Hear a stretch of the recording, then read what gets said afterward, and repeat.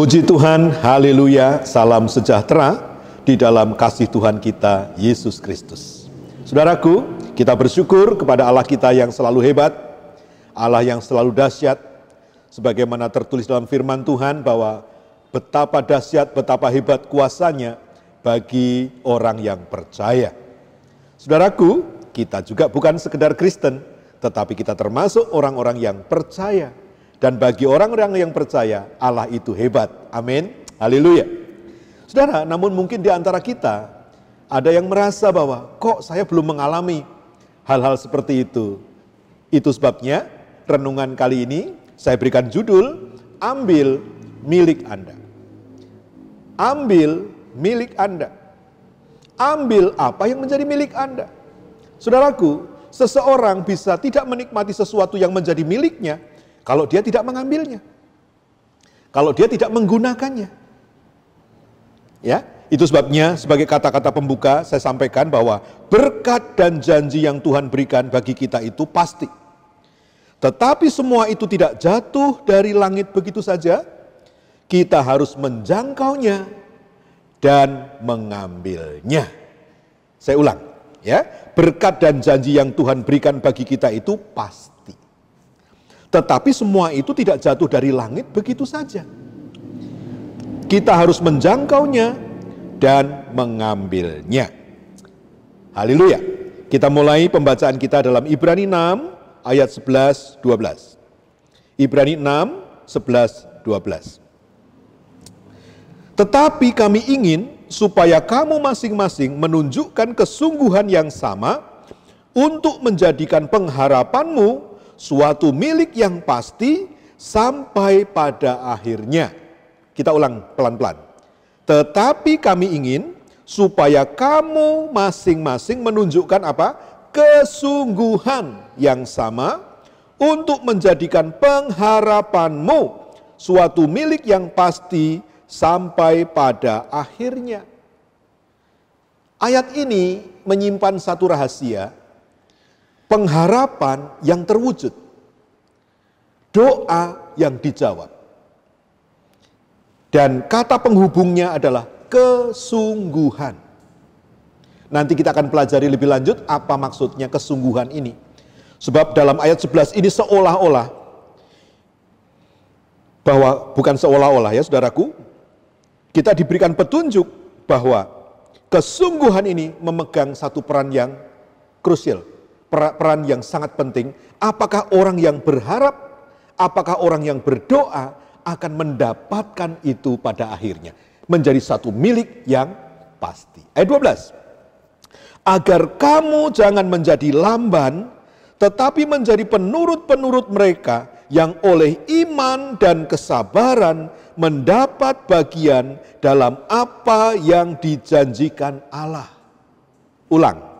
Agar kamu jangan menjadi lamban, tetapi menjadi penurut-penurut mereka yang oleh iman dan kesabaran mendapat bagian dalam apa yang dijanjikan Allah.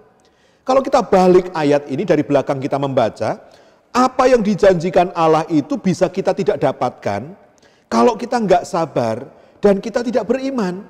Kita menjadi lamban dan nggak sungguh-sungguh, kan begitu? Ayat ini kalau kita baca dari belakang, apa yang Tuhan janjikan, kita doakan, kita harapkan, pada akhirnya bukan menjadi milik yang pasti, kalau kita tidak sabar, tidak percaya, lamban, dan tidak sungguh-sungguh. Mari kita lanjutkan untuk kita mengerti maksud dari dua ayat ini, ya. Haleluya. Saudaraku, keselamatan adalah salah satu contohnya. Keselamatan adalah berkat dan anugerah Allah. Di dalam iman kepada Tuhan Yesus Kristus.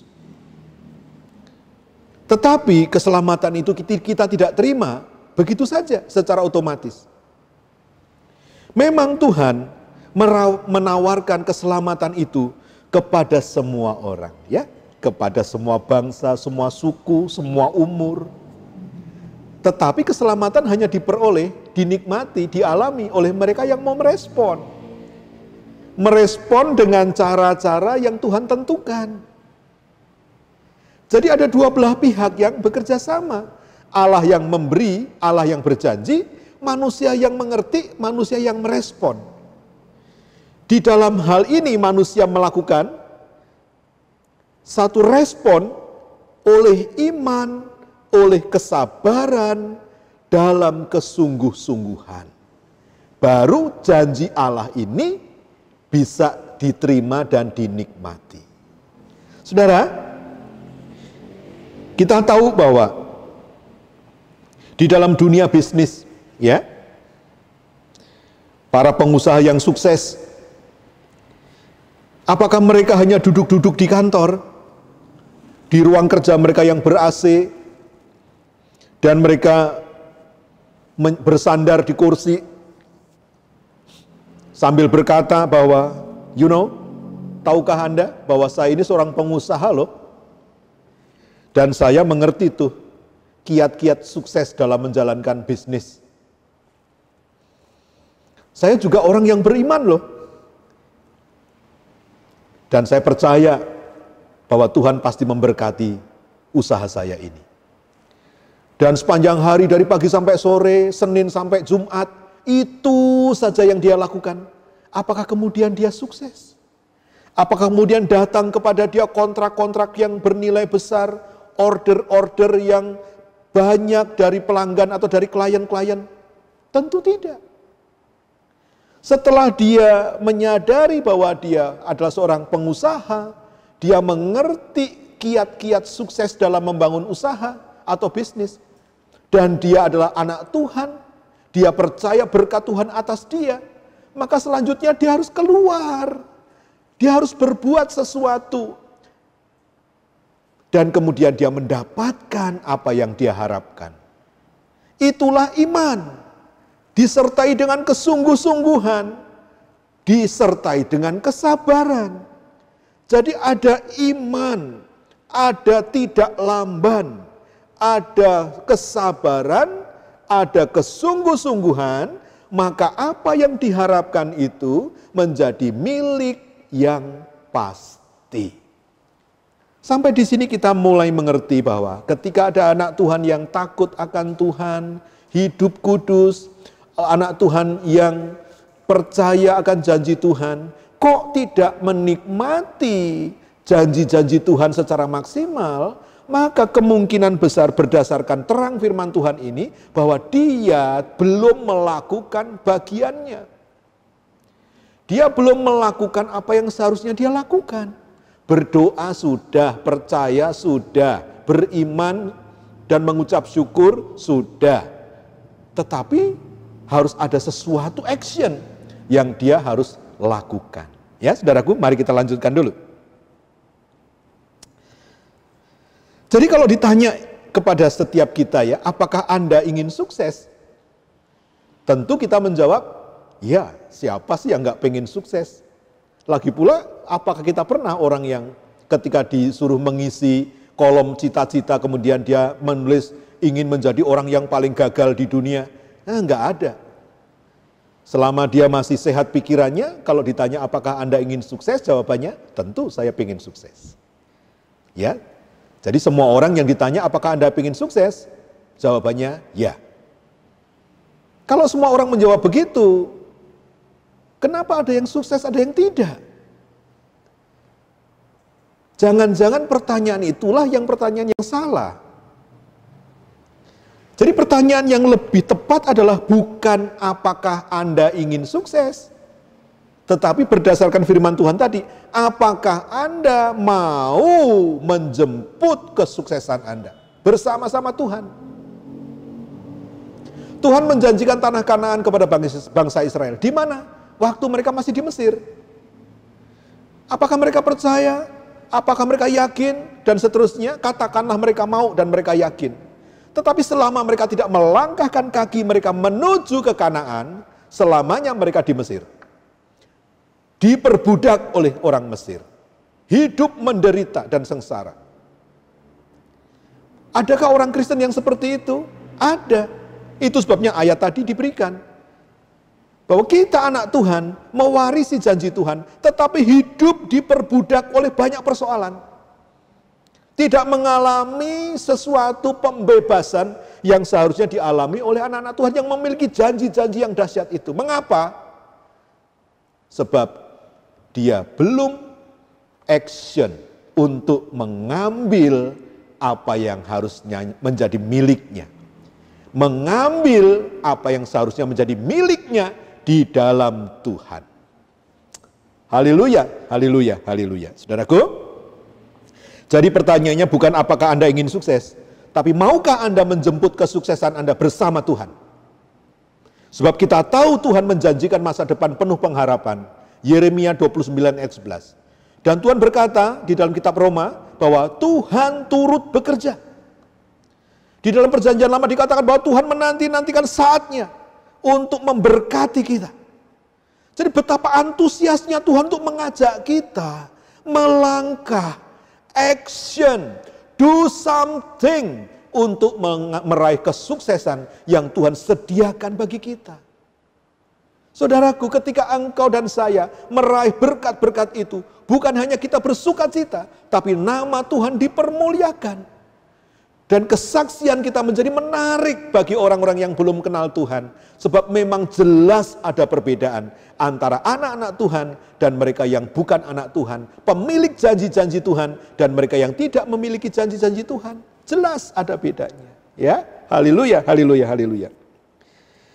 Nah saudaraku, kesuksesan anak Tuhan itu dimulai ketika ia mulai menyadari sesuatu. Ya. Ulang, kesuksesan anak Tuhan itu dimulai ketika dia mulai menyadari sesuatu. Menyadari apa? Menyadari bahwa di dalam Tuhan, Tuhan menyediakan kesuksesan itu. Menyadari bahwa dia punya janji Allah. Menyadari bahwa dia punya Allah yang rindu dia merasakan kesuksesan dan diberkati Tuhan. Itu sebabnya janji Tuhan kepada Israel, mereka akan dibawa naik dan tidak turun menjadi kepala dan bukan ekor selama mereka mengikuti petunjuk-petunjuk Tuhan. Memang itulah kerinduan Tuhan, memberkati kita. Bukan hanya menyelamatkan kita, tetapi juga memberkati kita sebab Tuhan mau kita menjadi berkat. Jadi seseorang anak Tuhan mulai sukses ketika dia mulai sadar bahwa Tuhan menyediakan itu baginya. Setelah itu kemudian dia menyadari bahwa persoalannya bukan ada pada Tuhan. Karena firman Tuhan dengan jelas mengatakan bahwa Allah bukan manusia. Yang kalau berjanji kemudian lupa. Yang kalau berjanji kemudian meralat. Yang kalau berjanji kemudian tidak mampu memenuhinya. Bukan. Persoalannya sekarang ada pada diri kita. Mau nggak kita melakukan bagian kita? Ya, karena Tuhan pasti melakukan bagiannya. Ulang, kesuksesan anak Tuhan mulai terjadi ketika dia menyadari bahwa Tuhan menyediakan itu baginya di dalam Tuhan Yesus Kristus. Yang kedua, dan kuncinya ada pada dirinya. Yang ketiga, bahwa dia pun menyadari Tuhan memberi potensi, memberikan talenta, memberikan kemampuan, bakat dan minat. Itu sebagai modal yang Tuhan berikan sejak dia lahir. Dan yang keempat, dia mulai memanfaatkan itu. Ya, dia menyadari potensinya, dia menyadari bakatnya, dia tahu Tuhan menjanjikan berkat, dan dia percaya Tuhan menyertai dia, dan dia mulai melangkah untuk memanfaatkan, untuk memaksimalkan bakat dan potensi yang Tuhan berikan. Bahkan dia tidak sungkan, tidak malu, tidak segan-segan untuk mencari bantuan di sana sini ya. Misalnya contohnya, kalau dia seorang pengusaha restoran misalnya, dan Tuhan memberikan kepada dia talenta untuk membuka bisnis restoran. Kan tidak mungkin dia ya pemilik, dia ya manajer, dia ya koki, dia ya pelayan, dia ya security, kan nggak mungkin. Dia harus merangkul orang-orang lain itu untuk membantu dia. Saudaraku, inilah bukti penyertaan Tuhan bagi seseorang yang sedang melangkah menuju kesuksesan. Bantuan, bantuan, bantuan, bantuan, Tuhan gerakkan. Lihat saja perjalanan orang Israel. Begitu mereka percaya Tuhan mau melepaskan mereka dan membawa mereka kepada tanah perjanjian, mereka merayakan Paskah, mereka kemudian dibekali oleh orang Mesir dengan banyak harta benda. Siapa yang menggerakkan hati orang Mesir? Tuhan. Jadi ketika seseorang menyadari panggilannya, menyadari potensinya, menyadari berkat tersedia baginya, menyadari Tuhan menyertai langkah-langkahnya dan dia mulai melangkah dengan iman, maka kemudian terjadilah satu terobosan-terobosan. Saudara mengerti? Jadi satu pengharapan, satu doa menjadi milik yang pasti membutuhkan hal ini. Iman, kesabaran, cekatan, dan kesungguh-sungguhan. 4 kata itu di dalam ayat yang tadi ya, di dalam kitab Ibrani tadi. Puji Tuhan, saudara. Kita lanjutkan. Prinsip-prinsip yang sama, saudaraku, juga berlaku di dunia rohani. Ya, manusia seringkali memisah-misahkan ini perkara dunia, maksudnya perkara fisik, ini perkara rohani. Saudaraku, padahal Anda dan saya juga secara fisik kita ada. Ya, kita tinggal di dunia fisik ini. Jadi kalau kita diizinkan Tuhan memiliki tubuh ini dan bersentuhan dengan hal-hal yang fisik ini, tetapi kita tidak mengelola yang fisik ini seperti yang Tuhan kehendaki, maka yang fisik ini tidak akan memberikan berkat kepada kita. Ingat, Taman Eden diciptakan Tuhan, Adam ditaruh di sana sebagai pengelola Taman Eden. Selama Adam mengelola Taman Eden itu dengan baik, maka itu menjadi berkat bagi dia. Saudara, kita juga adalah makhluk rohani. Kita adalah makhluk rohani. Sebagaimana Tuhan adalah roh, kita juga adalah makhluk rohani. Memiliki jiwa dan ada di satu tubuh ini. Artinya apa? Kita tidak bijaksana kalau kita membelah-belah urusan. Oh, ini urusan sehari-hari, urusan jasmani, ini adalah urusan rohani hari Minggu, Senin sampai Sabtu urusan sehari-hari. No. Tuhan memberikan kepada kita petunjuk bahwa kita perlu mengharmoniskan dua hal itu, ya. Ada hal-hal yang sifatnya rohani, ada hal-hal yang sifatnya jasmani, dan kemudian yang jasmani dan rohani itu kita harmoniskan sehingga menjadi satu berkat yang luar biasa. Ya, nanti kita akan melihat contohnya.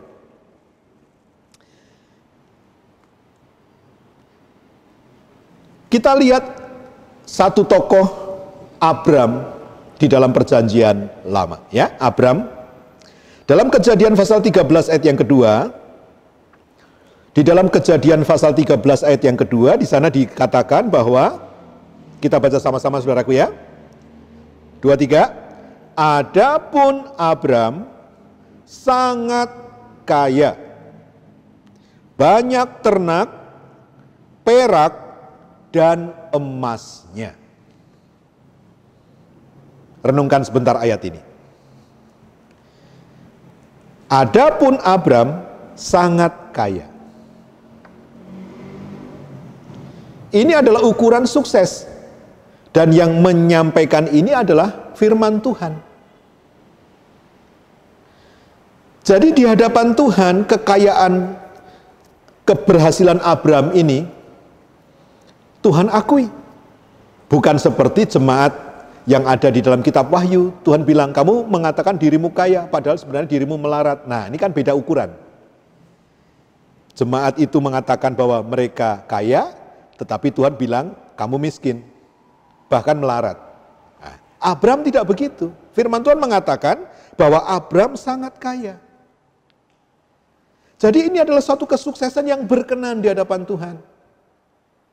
Berkat seperti ini yang Tuhan sediakan bagi Anda dan saya. Menjadi pribadi yang berhasil di dalam Tuhan. Dalam kehidupan sehari-hari juga. Saudaraku, kecuali Anda memang tidak percaya bahwa Tuhan menyediakan hal ini untuk Anda. Jadilah seperti imanmu. Tetapi karena ini ada di dalam Alkitab, saya percaya bahwa Allah menyediakan berkat, bukan hanya berkat rohani, tetapi juga berkat keberhasilan dalam hidup ini. Dan Anda tahu harga dari berkat ini begitu mahal. Telah dibayar lunas oleh Tuhan Yesus di kayu salib. Ya, saudaraku, sayang sekali kalau kita tidak percaya dan tidak menikmatinya. Harganya mahal. Dan itu sudah dibayar lunas oleh Tuhan. Ya, kita lanjutkan. Abraham dikatakan sangat kaya, dilanjutkan banyak ternak. Jadi dia mempunyai potensi, bakat, talenta menjadi pengusaha peternak.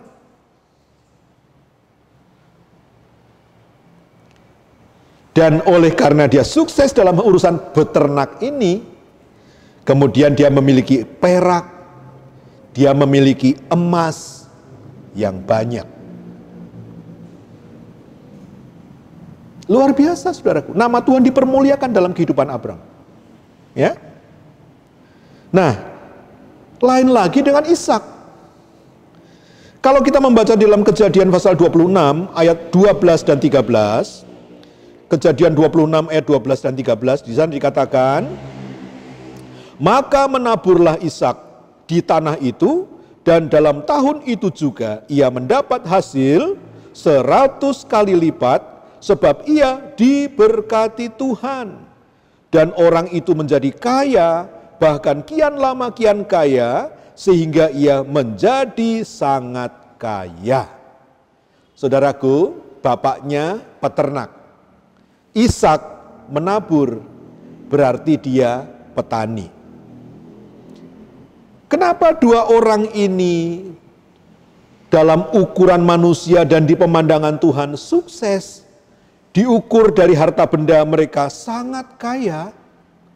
Karena ada satu kata yang mendahului semua itu, ada di dalam bagian akhir dari ayat 12, sebab ia diberkati Tuhan. Nah, sekarang kita mengerti bahwa dunia rohani kita itu memberikan dampak kepada dunia jasmani kita. Kita tidak membelah-belah urusan, tetapi kita menyatukan baik urusan rohani dan urusan jasmani di dalam terang dan kebenaran firman Allah. Tuhan berfirman kepada Yosua, bertindaklah hati-hati. Bertindaklah sesuai dengan hukum-hukumku.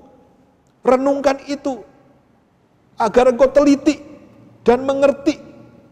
Jangan sampai meleset, jangan menyimpang ke kanan, jangan menyimpang ke kiri.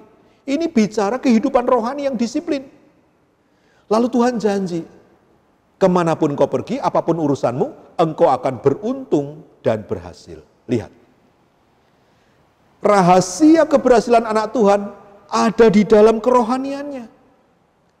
Ketika dia menjadi seseorang yang diberkati Tuhan, Mazmur 1:1-3 mengatakan bahwa orang yang tertanam di tepi aliran sungai, itu adalah gambaran dari orang-orang yang mengasihi, mencintai, mengerti Taurat Tuhan, dan menyesuaikan hidupnya sesuai dengan kebenaran firman, kemudian apapun yang diperbuatnya berhasil. Oh haleluya saudaraku. Jadi kembali ke pertanyaan di awal. Apakah Anda ingin berhasil dalam hidup ini, ingin sukses? Baik Anda maupun keturunan Anda, anak-anak Anda, cucu-cucu Anda, jawabannya iya. Tapi itu pertanyaannya salah. Bukan itu pertanyaan yang penting. Pertanyaan yang penting adalah maukah Anda bersama keturunan Anda, anak cucu, menjemput, meraih, mengambil, menikmati kesuksesan yang Tuhan sudah sediakan bagi Anda dan saya. Saudara mengerti? Jadi kalau ada anak Tuhan yang tidak mengalami kedahsyatan Tuhan, yang tidak mengecap janji-janji Tuhan, sudah pasti persoalannya dia tidak meraih dan tidak mengambil itu. Padahal Tuhan sudah menyediakan baginya. Tetapi dia tidak mengambilnya, dia tidak meraihnya dengan iman, kesabaran, dan kesungguh-sungguhan. Adakah di antara Anda yang hari-hari ini karena keadaan mengalami kesulitan ekonomi, mungkin bisnis Anda terganggu oleh situasi pandemi yang sedang terjadi? Saudaraku, masuk ke kamar doamu, tangkap pewahyuan dari Tuhan. Karena waktunya engkau untuk mengikuti petunjuk-petunjuk Tuhan hari-hari ini. Engkau tidak bisa mengandalkan pengetahuanmu lagi. Engkau tidak bisa mengandalkan pengalamanmu lagi. Karena sebab Tuhan akan menuntun engkau di jalan yang baru. Di jalan yang engkau belum pernah lalui. Sesuatu yang benar-benar baru bagimu. Dan engkau membutuhkan iman. Engkau membutuhkan kesungguh-sungguhan. Engkau membutuhkan kesabaran. Sesuai dengan ayat kita tadi.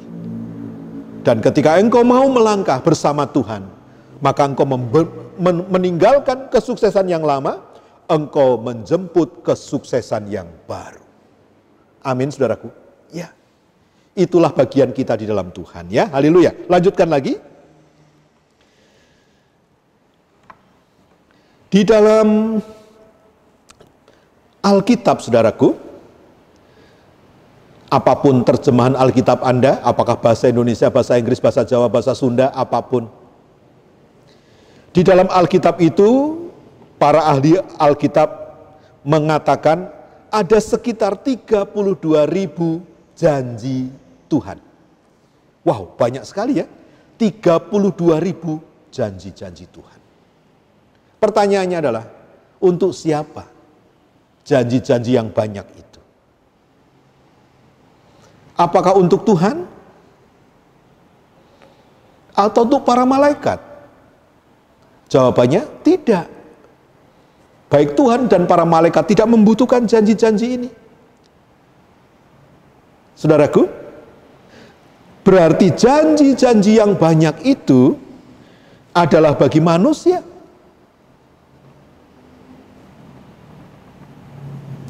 Dan luar biasanya, saudaraku, janji-janji yang indah, yang mahal, yang dahsyat itu sudah dibayar lunas harganya oleh Tuhan Yesus Kristus ketika dia tergantung di kayu salib. Dan dia berkata, sudah genap, sudah selesai, sudah tuntas, sudah lunas. Baik itu dosa-dosa kita sudah diampuni, harga bagi keselamatan kita pun sudah dia bayar. Termasuk janji-janji yang ada 32.000 lebih ini, Tuhan sudah membayarnya. Nah, kalau Tuhan sudah membayarnya, berarti kita tinggal menikmatinya. Saudaraku, kalau di meja makan ada makanan yang enak, kesukaan Anda, kemudian Anda lihat itu dan Anda kepingin, wow, ini enak banget nih, punya siapa ini? Lalu orang bilang, siapa aja, boleh. Benar nih, ya silakan, siapa aja boleh. Kemudian Anda mengambilnya, Anda menikmatinya, tentu Anda bersyukur. Apalagi Anda tahu itu makanan enak dari restoran yang mahal, Anda tahu harganya tidak murah, dan kemudian Anda tinggal mengambil dan menikmatinya, tentu Anda bersyukur. Kenapa ada barang mahal, Anda nikmati secara gratis? Karena ada seseorang yang telah membayarnya. Kenapa janji-janji Tuhan yang begitu dahsyat itu hanya membutuhkan iman, kesabaran, kesungguhan dari kita untuk menikmatinya?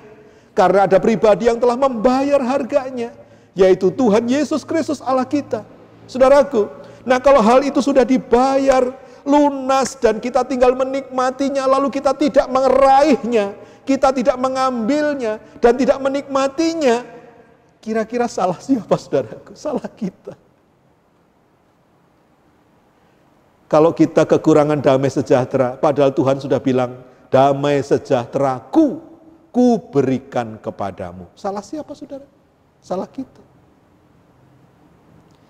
Kalau dalam rumah tangga kita tidak ada damai sejahtera, salah siapa? Ya salah kita. Karena damai itu sudah Tuhan tinggalkan. Damai itu sudah Tuhan berikan. Berarti kan kita tinggal mengambil dan menikmatinya dengan iman, kesabaran, ketekunan. Tuhan berkata, datanglah kepadaku siapapun yang letih lesu dan berbeban berat. Aku akan memberikan istirahat. Aku akan memberikan rest. Aku akan memberikan kelegaan. Lalu kita stres setiap hari. Senin stres, Selasa stres, Rebo stres, sampai Senin lagi masih stres. Kira-kira salah siapa, saudaraku? Salah kita. Kelegaan Tuhan sudah berikan, kita tinggal datang kepadanya. Tetapi kita tidak melakukannya. Saudara, mau sampai kapan hidup kita seperti itu? Tidak menikmati hebatnya Tuhan, tidak menikmati kenyataan janji-janji Allah itu. Padahal kita tahu melalui firman Tuhan kali ini bahwa janji itu ada. Janji itu memang mahal, mulia, indah, tidak mungkin kita membelinya. Tetapi seseorang telah membayarnya dengan lunas. Dan kita cukup meraihnya dengan iman, dengan kesabaran, dengan kesungguh-sungguhan. Dan mengapa kita tidak melakukannya? Oh, saudaraku. Jangan mau rugi kita menjadi anak Tuhan ya. Haleluya. Aduh, kita lanjutkan lagi sedikit lagi saudara ya. Sedikit lagi. Nah, kita membaca di dalam 2 Korintus pasal 1 ayat 20. Ini menjadi dasar iman kita ya. Mengapa kita tidak sekedar Kristen, tetapi kita menjadi orang yang mewarisi janji Allah karena hal ini. 2 Korintus 1 ayat 20 berkata begini. Sebab Kristus adalah ya bagi semua janji Allah. Itulah sebabnya oleh Dia kita mengatakan amin untuk memuliakan Allah. Ulangi saudaraku ya. Pelan-pelan agar ini merema dalam hidup kita. Sebab Kristus, selama Anda milik Kristus, selama Anda ada di dalam Kristus, kalimat berikutnya milik Anda. Ya. Sebab Kristus adalah ya bagi semua, bukan sebagian, bagi semua janji Allah. Itulah sebabnya oleh Dia kita mengatakan amin, artinya aku percaya, jadilah itu padaku sebagaimana yang kau katakan. Amin, untuk apa? Memuliakan Allah. Saudara rindu memuliakan Allah? Amin saudaraku. Kita rindu memuliakan Allah kan? Kalau begitu kita harus menikmati janji Allah. Janji Allah harus menjadi nyata dalam hidup kita, baru kita bisa memuliakan Allah. Dunia tidak melihat Allah kecuali janjinya terwujud dalam hidup kita. Ketika engkau berbeban berat, orang tahu engkau sedang ada dalam masalah. Tetapi engkau muncul dengan sukacita, engkau muncul dengan hati yang ringan, engkau muncul karena engkau dihiburkan dan dikuatkan oleh Allah Roh Kudus yang ada di dalam dirimu. Kemudian dunia menjadi heran. Mereka tahu Anda ada masalah, tetapi penampilan Anda adalah penampilan orang-orang yang lebih dari orang yang menang. Amin saudaraku. Ya, itu janji tertulis dalam Alkitab. Bahwa Tuhan menjadikan kita lebih dari orang-orang yang menang.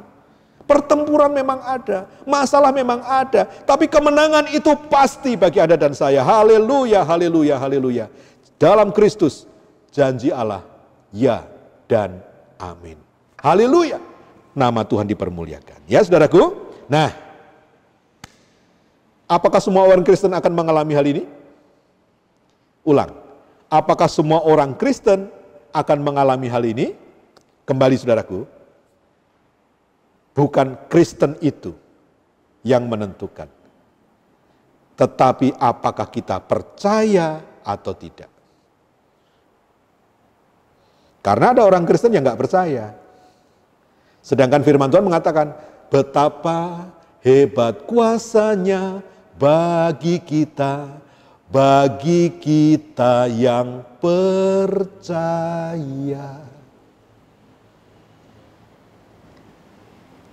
Jangan hanya jadi Kristen, jadilah orang percaya. Karena itu akan membuat beda kehidupan kita. Dan di dalam janji ini pun jangan hanya sekedar Kristen, tetapi jadilah orang-orang yang saleh.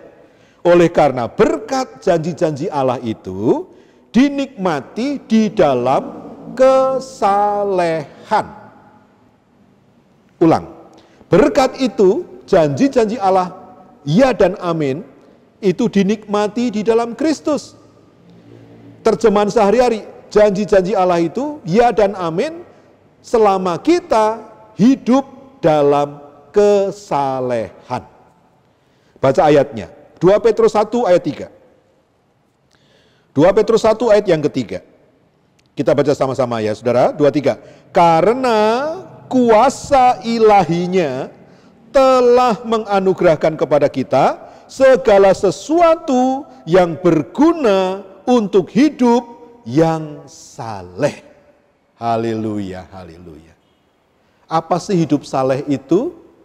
Karena di dalam kitab Maleakhi juga dikatakan, Maleakhi 3:18 kan, bahwa Tuhan memberi perbedaan loh kepada orang yang hidupnya melayani Tuhan dan yang tidak melayani Tuhan, yang menghormati Tuhan, tidak menghormati Tuhan, yang mengasihi Tuhan, tidak mengasihi Tuhan, yang beribadah kepada Tuhan dan yang tidak beribadah kepada Tuhan, dibedakan loh. Nah, kesalehan itu kelompok yang sini. Beribadah kepada Tuhan, takut akan Tuhan, menghormati Tuhan, mengasihi Tuhan, melayani Tuhan. Ini dalam bahasa Inggris dikatakan godliness. Godliness bicara tentang kesalehan. Kesalehan artinya menerapkan prinsip firman Tuhan dan kebenarannya dalam hidup sehari-hari, dalam semua urusan. Itu yang dilakukan Abram, itu yang dilakukan Ishak, itu yang dilakukan Daud, itu yang dilakukan tokoh-tokoh iman yang sukses hidupnya, sebab mereka memasukkan kerohanian mereka di dalam urusan sehari-hari. Itu yang namanya menyatukan dunia jasmani di dalam dengan dunia rohani, diharmoniskan sesuai dengan firman dan kebenaran. Itu yang dialami oleh Yosua, sehingga tidak satu orang pun yang tahan berdiri di hadapannya. Karena apa? Dia seorang yang hidup saleh, menerapkan prinsip kebenaran firman Allah dalam hidup sehari-hari di semua urusan. Ada seorang pedagang yang seperti apa Anda? Ada pegawai negeri ASN, seperti apa tingkah laku Anda? Anda seorang prajurit, seperti apa mental dan perilaku Anda sehari-hari?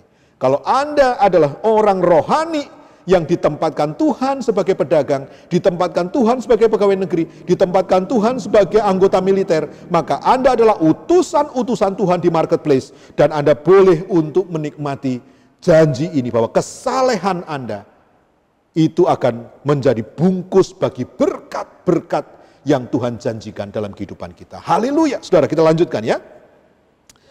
Di sini dikatakan bahwa Tuhan telah menganugerahkan kepada kita segala sesuatu yang berguna untuk hidup yang saleh. Sudah diberikan itu. Tuhan sudah memberikan firman menjadi petunjuk bagi kita. Tuhan memberikan hamba-hamba Tuhan mengajar kita apa yang benar di hadapan Tuhan, apa yang berkenan, apa yang sempurna. Tuhan juga memberikan kepada kita Roh Kudus untuk memampukan kita berbuat benar, saudaraku. Dan banyak lagi yang Tuhan berikan kepada kita sebagai modal untuk hidup saleh. Karena di dalam hidup yang saleh itu kita boleh mengatakan, Tuhan, janjimu adalah ya dan amin bagiku. Di luar kesalehan Anda tidak bisa berkata begitu. Karena hanya di dalam Kristus janji Allah tadi ya dan amin. Ya saudara? Nah, jadi hidup saleh menjadi modal bagi setiap kita yang ingin mengalami janji-janji Tuhan digenapi di dalam kehidupan kita. Haleluya, haleluya, haleluya. Tuhan Yesus sendiri selalu didengar oleh Bapa di sorga. Karena apa? Memang dia anak Allah. Tetapi bukan begitu firman Tuhan. Dia selalu didengar oleh Bapa di sorga karena dia saleh. Mari kita baca di dalam Ibrani 5 ayat yang ke-7 ya. Ibrani 5 ayat yang ke-7 dikatakan begini. Dalam hidupnya, adalah Yesus. Dalam hidupnya sebagai manusia, ia telah mempersembahkan doa dan permohonan dengan ratap tangis dan keluhan kepada Dia yang sanggup menyelamatkannya dari maut. Apakah doanya didengar oleh Bapa di sorga? Apakah keluhannya diindahkan oleh Bapa di sorga? Jawabannya ya. Kenapa? Dan karena kesalehannya, ia telah didengarkan. Amin. Sekarang kita mengerti. Rahasia doamu, doaku didengar, dijawab Tuhan. Adalah hidup yang saleh. Saudara, ada orang yang suka berkata begini, sama aja jadi Kristen sama enggak. Sama aja juga Kristen sungguh-sungguh sama enggak. Sama aja lah mau ibadah seminggu sekali sama seminggu berkali-kali. Sama aja beribadah cuma Natal doang sama ibadah tekun setiap minggu. Enggak sama saudara. Ayat ini menjamin enggak akan sama. Mungkin dua orang itu sama-sama berdoa, pertanyaannya kan doa siapa yang didengar? Kain dan Habel juga sama mempersembahkan korban. Persembahan siapa yang sampai ke hadirat Allah? Bukankah persembahan dari pribadi yang saleh? Pribadi yang dengar-dengaran akan firman Tuhan. Tuhan kan memberi petunjuk. Korban itu haruslah binatang yang disembelih. Siapa yang mempersembahkan domba binatang yang disembelih? Habel. Kain, suka-suka dia. Dia mempersembahkan sayur-sayuran dan hasil pertanian. Saudaraku, apakah sama saleh dan tidak saleh? Tidak sama. Dan ketika kita mau setidak-tidaknya doa kita didengar Tuhan, dijawab Tuhan, maka kesalehan menjadi modal kita. Saudaraku, kalau setiap Anda berdoa, doamu selalu didengar dan dijawab Tuhan, apakah engkau akan mungkin gagal sebagai manusia? Tidak mungkin.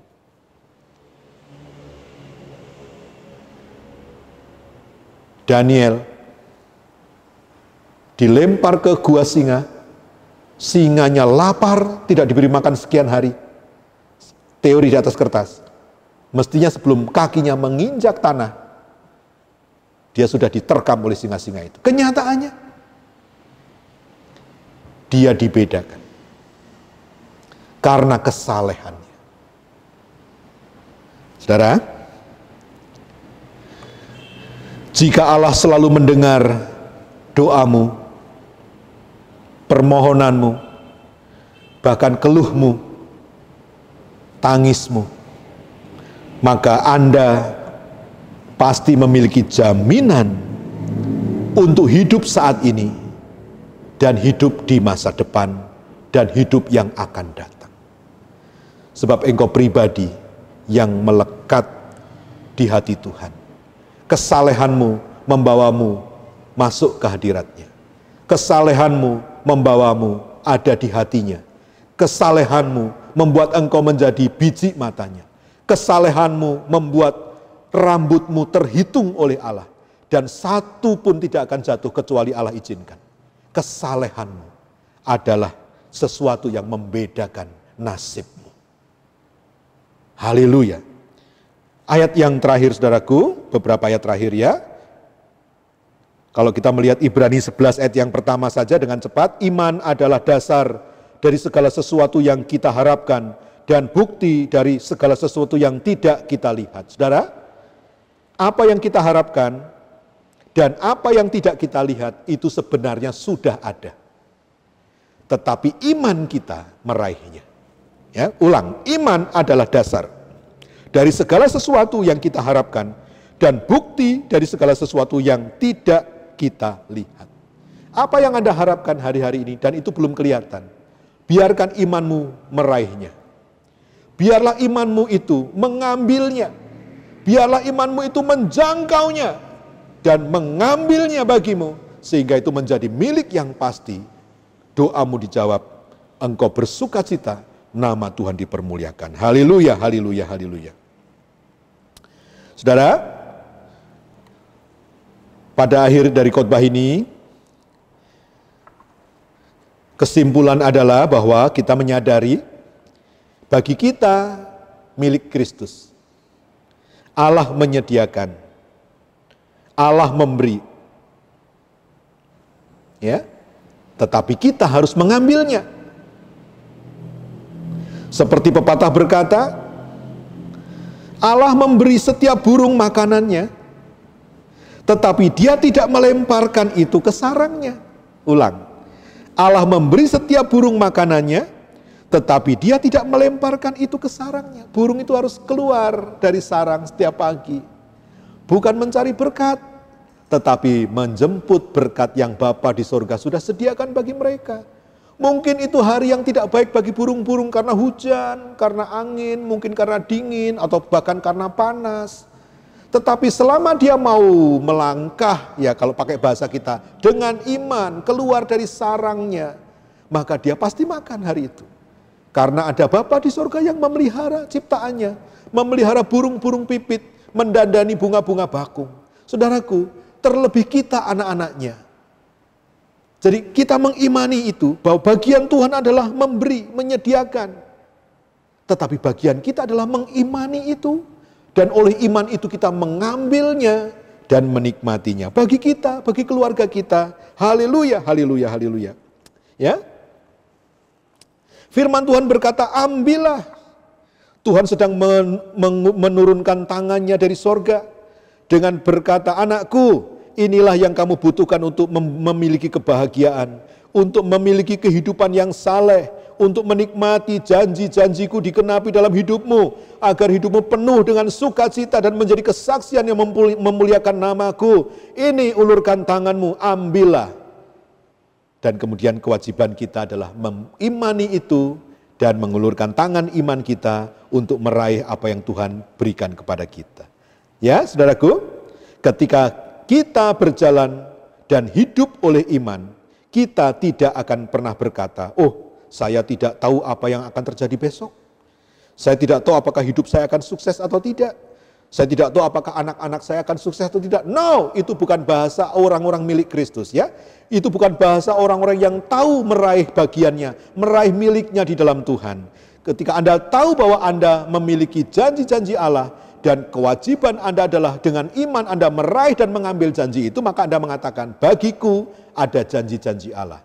Di dalam Kristus, janji-janji itu adalah milikku, Dia telah membelinya dan telah membayarnya lunas bagiku, maka dengan iman aku mengambilnya, aku meraihnya, aku menikmatinya, aku bersukacita atasnya, dan aku memuliakan Tuhan. Oh haleluya, jangan kecut hatimu, jangan kecil hatimu ketika saat-saat ini adalah saat-saat pergumulan bagimu. Ingat, engkau milik Kristus. Di dalam Kristus engkau memiliki janji-janji kemenangan yang luar biasa. Aktifkan imanmu, kerjakan tugasmu, bagianmu, maka engkau akan mengalami bahwa janji-janji Tuhan bagiku di dalam Kristus Yesus adalah ya dan amin.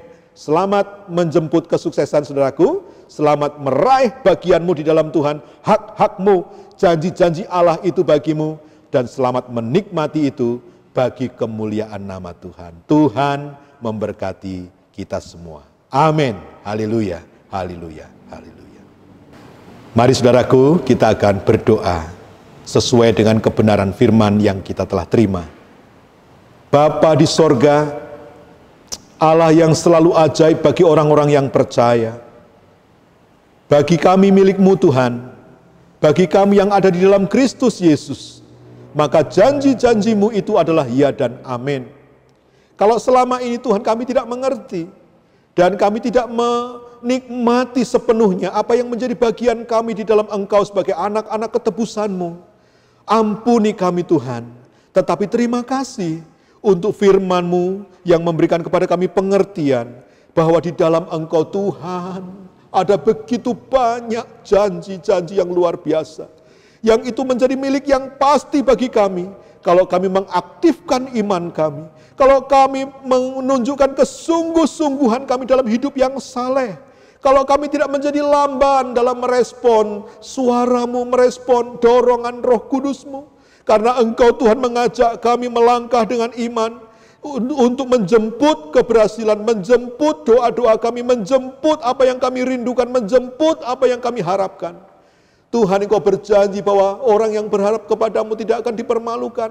Itu artinya Tuhan bahwa orang yang berharap kepadamu harus segera melangkah untuk menjemput apa-apa yang dia harapkan bersamamu, yang memberikan kemampuan bersamamu, yang ikut dan turut bekerja bersamamu, yang ikut repot bersama kami Tuhan, karena Engkau mau kami menikmati janji-janji-Mu itu, dan kami boleh memuliakan Engkau, dan hidup kami boleh menjadi kesaksian. Itu sebabnya Tuhan, hamba-Mu berdoa, mungkin ada di antara para pemirsa dari video ini yang sedang mengalami pergumulan, yang sedang mengalami Tuhan satu kebutuhan yang mendesak. Tuhan, biarlah firman-Mu berbicara kepada pribadi-pribadi ini, memberikan pewahyuan kepada mereka Tuhan, bahwa di dalam Engkau ada jawaban yang pasti. Dan ketika mereka mengerti apa yang mereka harus kerjakan dan mereka mulai mengerjakannya, maka jawaban itu Tuhan datang kepada mereka. Maka Tuhan, di dalam nama Tuhan Yesus Kristus, biarlah pewahyuan ini boleh memberkati setiap kami yang melihat dan mendengar firman-Mu ini, dan memberikan kepada kami jalan keluar bagi setiap persoalan kami. Di dalam nama Tuhan Yesus Kristus, Engkau berkati Tuhan, Engkau berkati dengan terobosan-terobosan, dengan keajaiban-keajaiban yang dari Tuhan, sehingga nama-Mu Tuhan dipuji dan dipermuliakan dalam kehidupan kami. Tuhan, di dalam Engkau kami lebih daripada orang-orang yang menang. Amin. Tuhan, biarlah hidup kami memuliakan Engkau kekal sampai selama-lamanya. Dalam nama Tuhan Yesus Kristus, kami terima berkat-Mu dengan iman. Haleluya. Amin.